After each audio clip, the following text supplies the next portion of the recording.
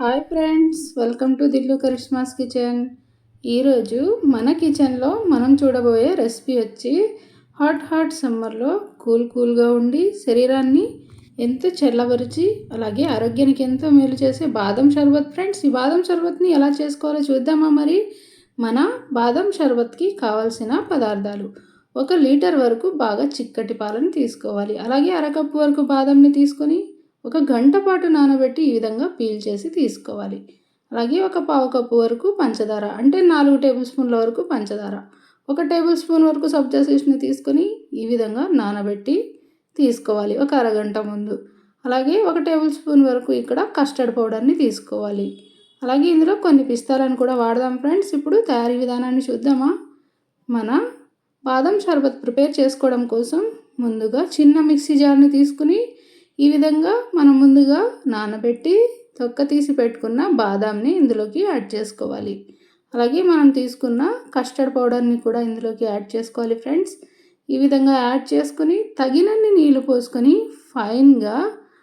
బాగా ఫైన్గా పేస్ట్ లాగా గ్రైండ్ చేసి తీసుకోవాలి. పలుకు అనేది ఎక్కడా లేకుండా ఈ విధంగా థిక్గా, ఎంత థిక్ క్రీమ్ లాగా కనిపిస్తుంది కదా ఫ్రెండ్స్, ఇలా థిక్ క్రీమ్ లాగా వచ్చేలాగా గ్రైండ్ చేసి తీసుకోవాలి.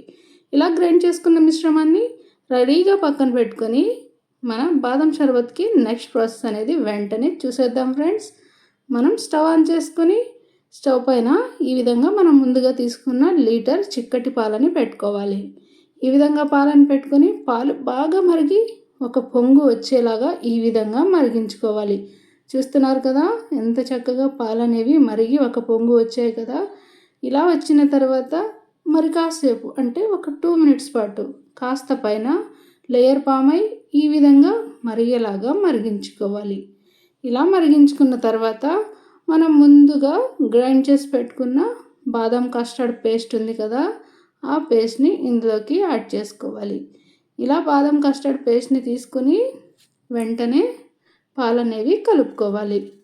పాలని బాగా చక్కగా కలుపుకుంటూ ఒక 5-6 నిమిషాలు కాస్త చిక్కబడేలాగా మరిగించుకోవాలి. ఫ్రెండ్స్, మనం ఎక్కువగా మరిగించకూడదు.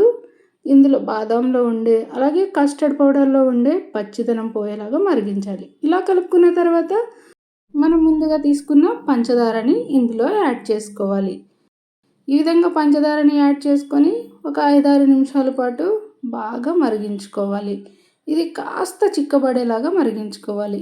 ముందుగానే మనం చిక్కటి పాలను తీసుకున్నాం కాబట్టి ఇలా మరిగించుకుని స్టవ్ ఆఫ్ చేసుకుని కిందకు దింపుకున్నామంటే మన బాదం షర్బత్ రెడీ అయినట్లే. ఫ్రెండ్స్, ఇప్పుడు ఇలా ఒక మిక్సింగ్ బౌల్లోకి యాడ్ చేసుకుని పూర్తిగా చల్లారేలాగా చల్లార్చుకుని ఫ్రిడ్జ్లో పెట్టుకుని అప్పుడు మనం తీసుకున్నవి మిగతావి యాడ్ చేసుకుందాం.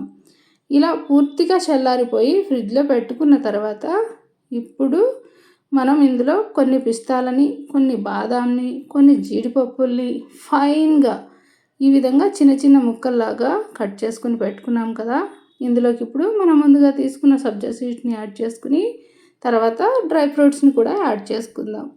ఈ విధంగా సబ్జా గింజల్ని వేసుకుని డ్రై ఫ్రూట్స్ని వేసుకుని చక్కగా కలుపుకున్నామంటే మన ఎంతో టేస్టీ, సో యమ్మీ అయిన బాదం షర్బత్ రెడీ అయిపోయినట్లే. ఫ్రెండ్స్, చూస్తున్నారు కదా, హెల్దీ డ్రింక్ అనేది గ్లాస్లో వేసుకుని చల్లగా సర్వ్ చేసుకున్నామంటే ఇంట్లో ఉన్నవాళ్ళు, పెద్దలు, పిల్లలు అందరూ కూడా ఎంత చక్కగా ఎంజాయ్ చేస్తూ తాగేస్తారు. ఫ్రెండ్స్, తాగాక మీకు ప్రశంసల వర్షాలు అనేవి మీ పైన కురిపిస్తారు. అలాగే మీరు కూడా తప్పకుండా మేము చూపించిన విధంగా ట్రై చేసి మీకు ఎలా వచ్చిందో డెఫినెట్గా కామెంట్ చేయండి. అలాగే మా వీడియోస్ కనుక మీకు నచ్చినట్లయితే మా ఛానల్ని సబ్స్క్రైబ్ చేయండి, మా వీడియోస్ని లైక్ చేయండి, మీ ఫ్రెండ్స్ అండ్ ఫ్యామిలీకి షేర్ చేయండి. మరో మంచి రెసిపీతో మళ్ళీ కలుద్దాం.